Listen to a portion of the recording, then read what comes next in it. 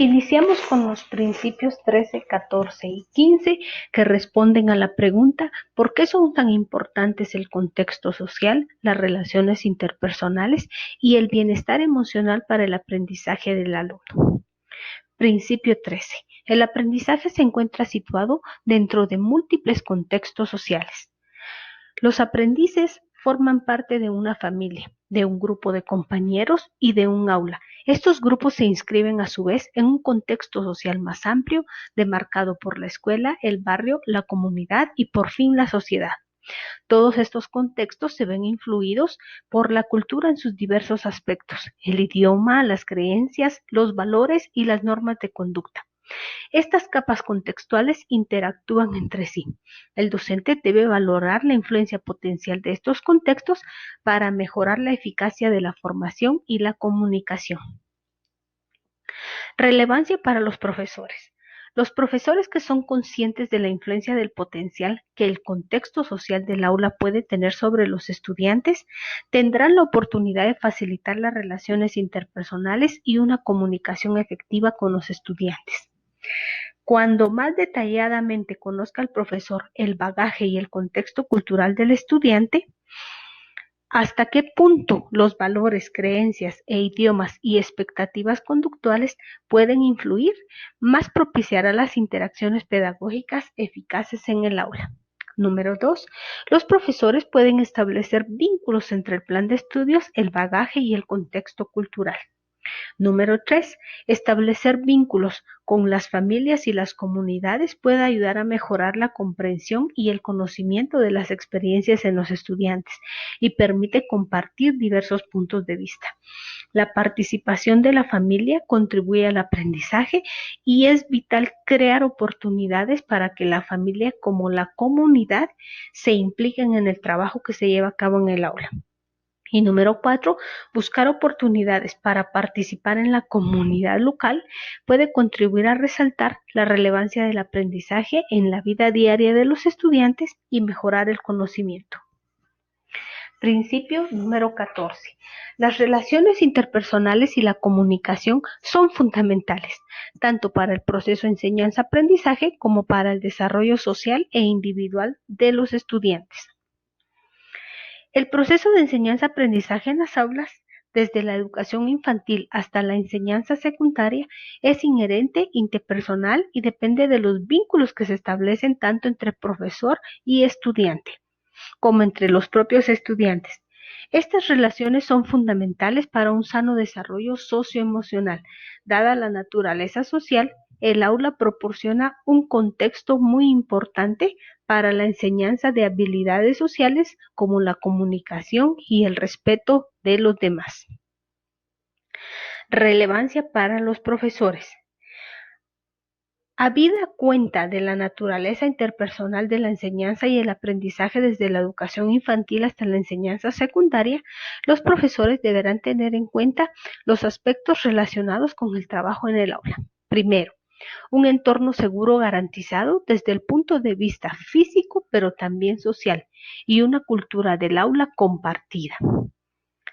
Por ejemplo, garantizando que todos los estudiantes tienen claras cuáles son las normas, valores y vocabulario apropiado en el aula. Son los cimientos para una relación sana entre profesor y estudiante. Segundo, los profesores pueden explicar claramente sus expectativas en lo que se refiere a interacción social y crear situaciones para que todos los estudiantes experimenten esos cambios. Los profesores pueden establecer normas de cooperación y apoyo mutuo en el aula y dejar claras las sanciones. Establecer normas de cooperación y apoyo mutuo y sobre todo dejar claro con respecto al acoso escolar en cualquiera de sus formas. Cuando se trate de aprender habilidades sociales eficaces, el profesor deberá dar explicaciones, proponer actividades prácticas y aportar valoraciones a los estudiantes. Los profesores son responsables de garantizar un clima social positivo. Una habilidad esencial es transmitir la capacidad de comunicarse clara y eficazmente. Para lograr una comunicación efectiva, el estudiante deberá recibir formación y practicar habilidades básicas sociales. Principio número 15. El bienestar emocional influye en el rendimiento educativo y el aprendizaje y desarrollo. El bienestar emocional es fundamental para un correcto funcionamiento diario del aula e influye en el rendimiento académico, el aprendizaje. Es también importante para las relaciones interpersonales, el desarrollo social y la salud mental en general. El bienestar emocional supone tener sentido del yo, autoconcepto y autoestima, cierto sentido de autocontrol y de control del entorno inmediato. Y eso genera una sensación general de bienestar y capacidad para reaccionar de manera saludable al estrés cotidiano. Disfrutar de una buena salud emocional depende del conocimiento, comprensión, expresión, regulación y control de emociones propias, así como de la percepción y comprensión de las emociones de otro. La empatía se ve influida por cómo los estudiantes perciben las expectativas y la aceptación externa de los individuos a los que tienen aprecio en clase, en familia, grupos de compañeros, comunidad o entorno social. Relevancia para los profesores. El bienestar emocional de los estudiantes puede influir en su calidad de participación en el proceso de enseñanza-aprendizaje, en sus relaciones interpersonales, en la eficacia de su comunicación y la capacidad de reacción ante el clima en el aula. Los profesores pueden apoyar este desarrollo emocional de la siguiente manera. Primero, el docente desempeña un papel clave. Todos los estudiantes deben sentirse aceptados, valorados, respetados y tener opciones de éxito académico y oportunidades para establecer relaciones positivas. Alentar y utilizar un vocabulario adecuado para la expresión de emociones. Aportar un modelo de expresión y reacción emocional apropiadas. Enseñar estrategias de regulación emocional, tales como técnicas respiratorias o el mero detenerse y pensar antes de actuar. Proporcionar la comprensión emocional del otro a través, por ejemplo, de la empatía o la comprensión. Y garantizar que dedica el mismo esfuerzo a todos los estudiantes independientemente del rendimiento pasado. También vamos a darle respuesta con los principios 16 y 17 a la siguiente pregunta. ¿Cómo gestionar el aula óptimamente? Principio 16. Los estudiantes pueden aprender cuáles son las expectativas de interacción social y conducta en el aula a través de una formación eficaz y principios conductuales demostrados. La capacidad de aprendizaje del estudiante se ve tan condicionada en sus habilidades sociales como por la conducta interpersonal e intrapersonal. Las conductas estudiantiles que no se ajustan a las normas del aula o las expectativas del profesor no pueden considerarse simplemente una distracción que debe ser eliminada antes de impartir la formación. En realidad, las conductas que fomentan el aprendizaje y las interacciones sociales apropiadas deben enseñarse a principios del curso y deben ser reforzadas a lo largo del mismo. Suele darse por sentado que la formación solo está pensada para quienes estén dispuestos a aprender y que el entorno del aprendizaje mejora cuando quienes alteran el funcionamiento de la clase o distraen a sus compañeros no participan. Las conductas sociales también en el aula pueden enseñarse y ejemplificarse como las habilidades académicas. En las aulas que funcionan mejor, las normas y expectativas de clase representan un plan de estudios de corte social que se enseña y se repasa varias veces a lo largo del curso. Las estrategias disciplinarias proactivas evitan problemas y son siempre preferibles a las reactivas, que intentan reducir los problemas de la conducta una vez que se hayan producido. Las normas y expectativas del aula pueden enseñarse y repasarse, aplicando los principios de la formación académica, teniendo objetivos claros, tareas, conductas, actividades de práctica, ¿sí? O refuerzo de conductas deseables y corrección conductual en su caso. Para enseñar y recordar a los estudiantes de manera consistente cuáles son sus expectativas, puede aplicarse una serie de principios conductistas: elogio de conductas apropiadas, refuerzo diferencial, Se refuerzan las respuestas o conductas deseadas y se ignoran las inapropiadas, corrección y consecuencias planeadas. Principio número 17. La gestión eficaz del aula se basa primero en fijar y transmitir grandes expectativas, fomentar de manera consciente relaciones positivas y proporcionar un alto nivel de apoyo a los estudiantes. Tanto en el aula como en el contexto escolar, en general, es necesario crear un clima de aprendizaje efectivo que necesitará para su desarrollo tanto de estructuras como de apoyo para los estudiantes. En términos de estructura, el estudiante necesita comprender con toda claridad las normas y expectativas de su conducta. Estas deben comunicarse de manera directa y periódica y reforzarse regularmente. Relevancia para los profesores. Existen muchos factores que contribuyen a la creación de un clima de aprendizaje seguro y ordenado que reduzca las distracciones y mantenga el foco de la formación académica en un entorno físico seguro y bien ordenado. Las grandes expectativas, particularmente cuando se comunican en clave punitiva, no bastan para establecer y mantener un clima de aprendizaje positivo y productivo. Los profesores, escuelas y programas más eficaces hacen hincapié en el desarrollo de relaciones enriquecedoras y de apoyo mutuo con los estudiantes. Dos factores que permiten alimentar la confianza en el aula son el hecho de que las declaraciones positivas y las recompensas sean más numerosas que negativas por un lado y expresar respeto por los estudiantes, tradición, bagaje cultural, entre otros. ¿Cómo evaluar el progreso de un estudiante? Y esto lo vamos a responder con los principios 18 y 20. Principio 18. Tanto la evaluación formativa como la sumativa son importantes y útiles, pero hay que aplicarlas e interpretarlas de distinto modo. Las evaluaciones formativas se emplean para orientar, modelar la formación en el aula de manera directa, para emitir juicios generales sobre el progreso del aprendizaje. Se realizan antes o durante la formación, a veces sobre la marcha, y tienen el propósito específico de mejorar el proceso de aprendizaje.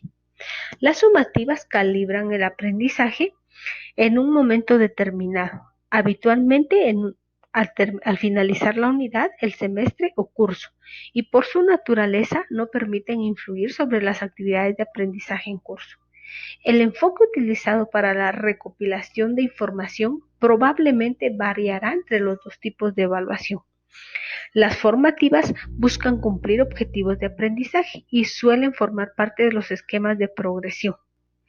Por otro lado, las sumativas, puesto que su fin es evaluar el progreso en comparación con un modelo de referencia, son habitualmente valoraciones ambiciosas a gran escala y estandarizadas, que valoran el trabajo individual para arrojar una puntuación general. Las evaluaciones formativas y sumativas pueden ser realizadas por profesores o por personal ajeno al aula. Relevancia para los profesores. El uso de evaluaciones formativas puede mejorar o tener como consecuencia una importante mejora en el aprendizaje si el profesor comunica claramente los propósitos, aprovecha esta y cualquier otra experiencia para recopilar pruebas referidas al aprendizaje de los estudiantes. Aplica dichas pruebas para comprender mejor hasta dónde llegan los conocimientos de los estudiantes y, en su caso, para reorientarlos. Los profesores mejorarán la efectividad de las evaluaciones procurando fijar objetivos para sus estudiantes, determinar si los estudiantes lo han cumplido y reflexionar sobre cómo mejorar la formación en el futuro.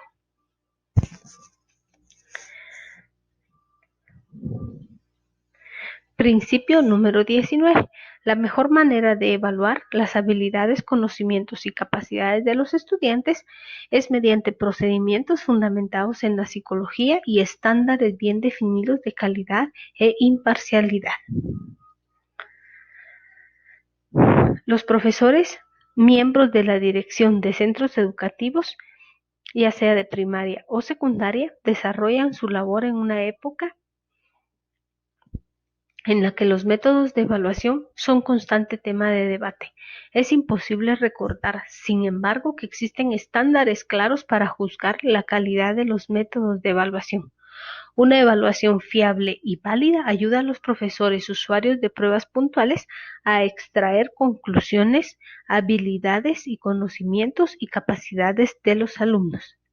La validez de las evaluaciones se puede determinar si está realmente midiendo lo que el profesor quiere medir, si está midiendo algo que el profesor no tenía realmente interés en medir, cuáles son las consecuencias de la evaluación y qué pruebas aporta el profesor para respaldar las primeras tres respuestas. La validez de una herramienta no puede quedar reflejada en una cifra. Es necesario emitir un juicio a largo tiempo y habiendo vivido situaciones diversas sobre las conclusiones deducibles de los datos obtenidos. Relevancia para los profesores. Cuando los profesores hagan una evaluación, lo más recomendable es considerar los puntos fuertes y las limitaciones de dicha evaluación al respecto de lo que esperan conocer sobre el aprendizaje de los estudiantes. Los profesores pueden aplicar estrategias para mejorar la fiabilidad de sus evaluaciones y descubrir por qué algunas evaluaciones son más fiables que otras. Los profesores pueden mejorar la calidad de las evaluaciones de muchas maneras: ajustando las evaluaciones a lo que se está enseñando, haciendo un número suficiente de preguntas en general, variadas y de distinto tipo, aplicando el análisis de ítems para identificar preguntas demasiado sencillas o demasiado difíciles que no proporcionan suficiente diferenciación sobre los conocimientos de los estudiantes, teniendo en cuenta que las pruebas o test válidos para un uso o situación determinados pueden no serlo para otros usos o situaciones, y supervisando resultados para determinar si existen discrepancias consistentes entre el rendimiento y los resultados de los estudiantes de diferentes grupos. Y por último está el principio número 20. Para valorar correctamente los datos de la evaluación es necesario interpretarlos de manera clara, adecuada e imparcial. El significado que podamos darle a los resultados de una evaluación depende de que hagamos una interpretación clara, adecuada e imparcial. Las puntuaciones obtenidas en una evaluación determinada deberán utilizarse en general solo con el propósito para el que dicha evaluación fue diseñada. Al haber claridad e imparcialidad y un propósito definido, valoramos correctamente los datos que esa evaluación está generando. Una enseñanza eficaz depende enormemente de que los profesores sean consumidores informados de literatura educativa, intérpretes eficaces de los datos que se desprenden de las evaluaciones y buenos comunicadores de cara a los estudiantes y su familia. Los profesores pueden valorar medidas referidas al plan de estudios o evaluaciones con el fin de determinar si estos recursos están respaldados. Para interpretar óptimamente los datos obtenidos es necesario tener en cuenta la adecuación para responder a las preguntas específicas, la relevancia para todos y cada uno de los estudiantes y las consecuencias pretendidas. Es fundamental que el profesor sea consciente de las fortalezas y limitaciones de cada tipo de evaluación. Así los profesores tendrán la posibilidad de advertir sobre, por ejemplo, la no fiabilidad total de las puntuaciones y la importancia de usar diferentes fuentes de información y distintos tipos de pruebas o test a la hora de tomar decisiones importantes.